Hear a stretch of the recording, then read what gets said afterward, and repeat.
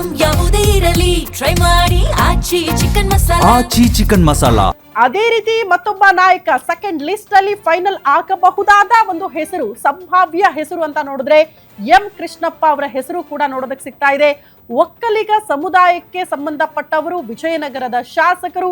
M Krishnappa ಅವರ ವಾದ ಏನ್ ಗೊತ್ತಾ, ಒಕ್ಕಲಿಗ ಸಮುದಾಯದ ಒಬ್ಬ ಪ್ರಬಲ ನಾಯಕ ಈ ಭಾಗದಲ್ಲಿ, ಹಂಗಾಗಿ ಒಂದು ಅವಕಾಶ ಸಿಗಬಹುದು ಅಂತ. ಒಂದು ಡ್ರಾಬ್ಯಾಕ್ ಆಗಬಹುದು, ಸಿದ್ದರಾಮಯ್ಯನವರ ಲಿಸ್ಟ್ಗೆ ಓಕೆ ಅನ್ನೋದೇ ಹೋದ್ರೆ ಸ್ವಲ್ಪ ಡ್ರಾಬ್ಯಾಕ್ ಆಗಬಹುದು. ಕಾರಣ ಸಿದ್ದರಾಮಯ್ಯನವರ ಅತ್ಯಾಪ್ತರು ಅಂತ ಎಂ ಕೃಷ್ಣಪ್ಪ ಅವರು ಕರೆಸ್ಕೊಂಡಿದ್ದಾರೆ.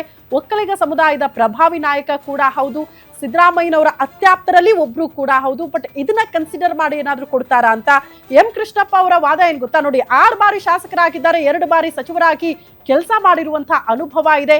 ಅದರ ಆಧಾರದಲ್ಲಿ ಸಚಿವ ಸ್ಥಾನವನ್ನ ಕೇಳ್ತಿದ್ದಾರೆ. ಇನ್ನೊಂದು ವಿಚಾರ, ಎಂ ಕೃಷ್ಣಪ್ಪ ಅವರು ಒಂದು ನನಗೆ ಕೊಡಿ, ಬೇಡ ನೀವು ಹಿರಿಯರಿಗೆ ಕೊಡಲ್ಲ, ನಾವು ಯುವಕರಿಗೆ ಮಣೆ ಹಾಕ್ತೀವಿ, ಹೊಸತನಕ್ಕೆ ಆದ್ಯತೆ ಅನ್ನೋದಾದ್ರೆ ನನ್ನ ಮಗನಿಗಾದ್ರೂ ಕೊಡಿ ಅಂತ ಅವ್ರು ಕೇಳ್ತಾ ಇರೋದು. ಪ್ರಿಯಾ ಕೃಷ್ಣ ಅವರ ಹೆಸರು ಕೂಡ ನೋಡೋದಕ್ಕೆ ಸಿಗ್ತಾ ಇದೆ. ನನ್ನ ಮಗನಿಗೆ ಕೊಟ್ಟರು ಓಕೆ ಅನ್ನೋ ರೀತಿಯಲ್ಲಿ ಎಂ ಕೃಷ್ಣಪ್ಪ ಅವರ ಮನಸ್ಥಿತಿ ಇದೆ.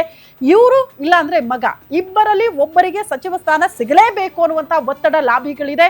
ಹಾಗಾಗಿ ಕಾಂಗ್ರೆಸ್ ಹೈಕಮಾಂಡ್ ಯಾವ ಕಡೆಗೆ ಒಲವು ತೋರಿಸುತ್ತೆ, ಡಿ ಕೆ ಶಿವಕುಮಾರ್ ಅವರ ಒಲವು ಯಾವ ಕಡೆಗೆ ಅನ್ನೋದನ್ನ ನೋಡಬೇಕು. ಎಂ ಕೃಷ್ಣಪ್ಪ ಅವರು ಕೂಡ ಇದರಲ್ಲಿ ನೋಡೋದಕ್ಕೆ ಸಿಗ್ತಾ ಇದ್ದಾರೆ.